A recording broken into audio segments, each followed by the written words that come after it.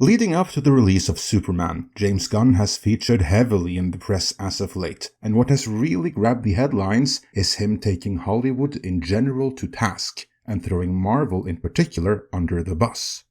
Let's see what he said which got so much attention.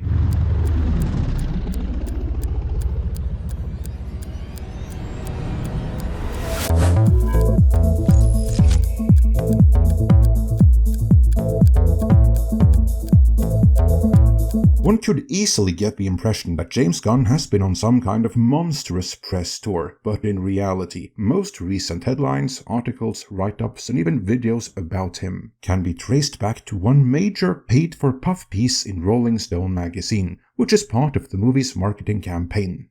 We've covered paid-for-puff pieces like this before. Kathleen Kennedy and Lucasfilm have a penchant for doing them in Vanity Fair, as longtime viewers will recall. But I do have to say this one in Rolling Stone magazine has been far more efficient than any of those, because this one has indeed seeded a ton of other articles, all of which, directly or indirectly, further disseminates the narrative that James Gunn, DC and Warner once spread and out there, and they didn't have to pay a dime for those other articles. But so you recognize it for later, that is the strategy here. Pay Rolling Stone for a major feature article, then see it spread like wildfire by way of seeding all kinds of other articles across the entertainment landscape.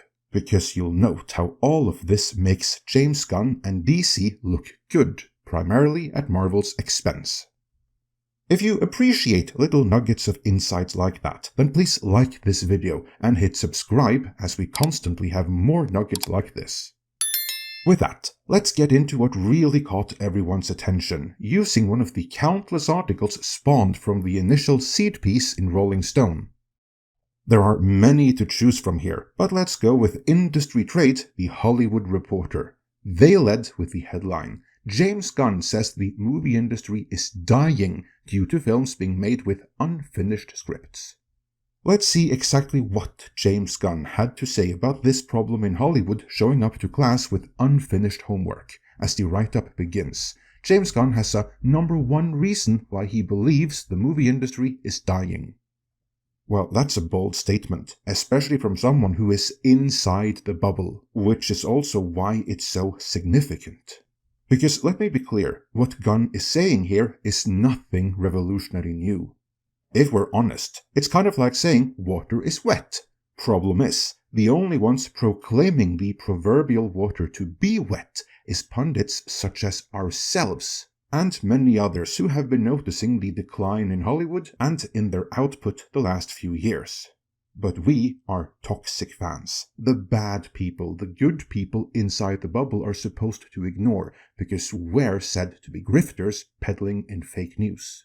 Even if our track record these past few years has been pretty darn spotless, and a hell of a lot better than any of the industry trades, as time tends to prove us and our peers right time and again, still they won't listen to us, because we're the wrong people.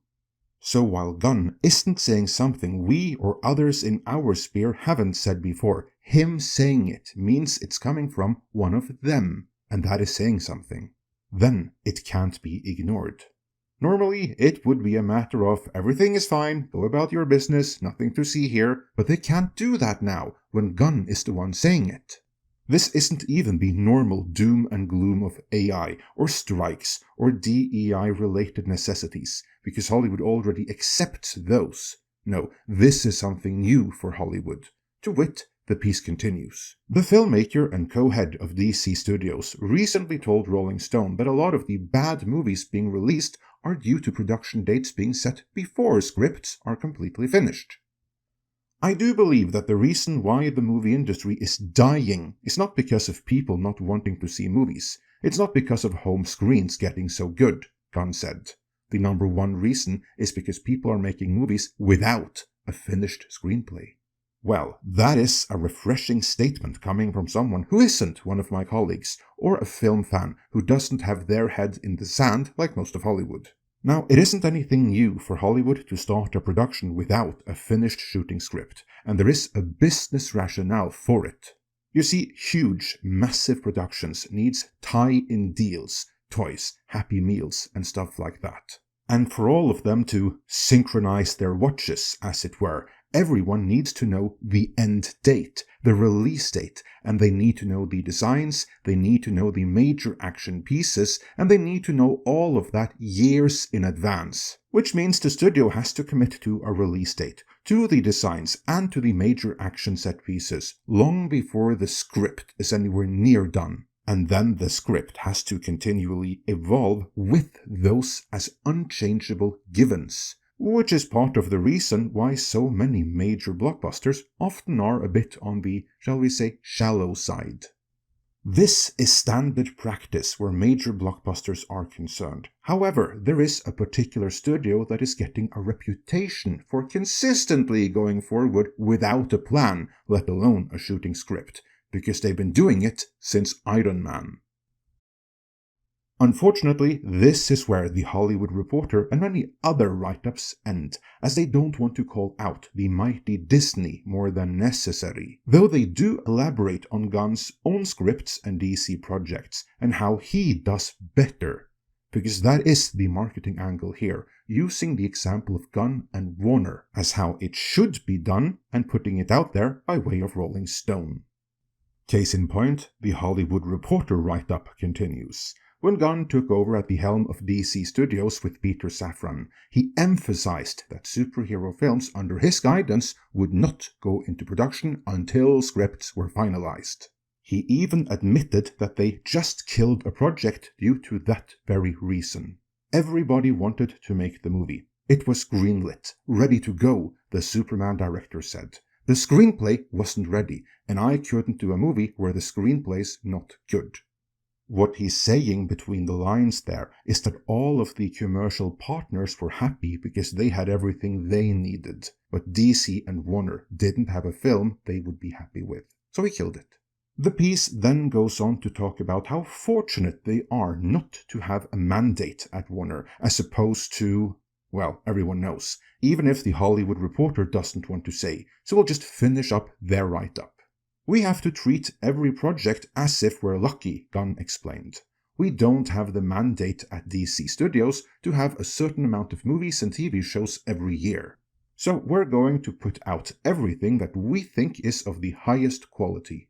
We're obviously going to do some good things and some not so good things, but hopefully on average everything will be as high quality as possible. Nothing goes before there's a screenplay that I personally am happy with. The reason The Hollywood Reporter doesn't want to be too harsh on Disney and Marvel is because they exist in symbiosis with them. Well, that's the beauty with seed pieces like this Rolling Stone one. Other outlets have less qualms and will take different angles in their write-ups. As we already saw, Variety called out Bob Iger directly when Thunderbolts failed. But sticking with this part of the story, Screen Rant covered the same ground, but they're not afraid to say the part that The Hollywood Reporter tried to hide in their write-up. James Gunn reveals the brutal truth behind Marvel's recent struggles. It killed them. In their write-up, Screen Rant actually has the rest of the conversation between the quotes that The Hollywood Reporter cherry-picked, which goes as follows. Rolling Stone asks, over at Marvel, they've been pretty open about the fact that they realized what's gone wrong over the past few years. They put out too much stuff. To which Gunn answers, and longtime Marvel executive producer Louis Desposito said that privately to me. I don't even know if it's really their fault. To which Rolling Stone continues, they were under a corporate mandate, yeah. And Gunn answers, that wasn't fair, it wasn't right. And it killed them. This again is not news to most of you out there listening, but to the industry, this is a kick to the nuts, especially to Bob Iger, who is the one and only individual behind that mandate, no matter how much he may want to blame Chapek for it, and to Desposito, for he is the named source here. I'm sure that after the Rolling Stone piece dropped, so did his heart into his stomach when he saw that Gunn named him, after what was probably a confidential conversation where Lewis was expressing his concerns with the direction Marvel has taken since Gunn left the fold. Not sure Gunn will continue to be on his Christmas card list, to put it that way. Now, there's obviously much more to the downfall of Marvel than the produced too much because of corporate mandate claim, which we have covered in detail in past videos. Still, this was a fire across the bow and a direct hit.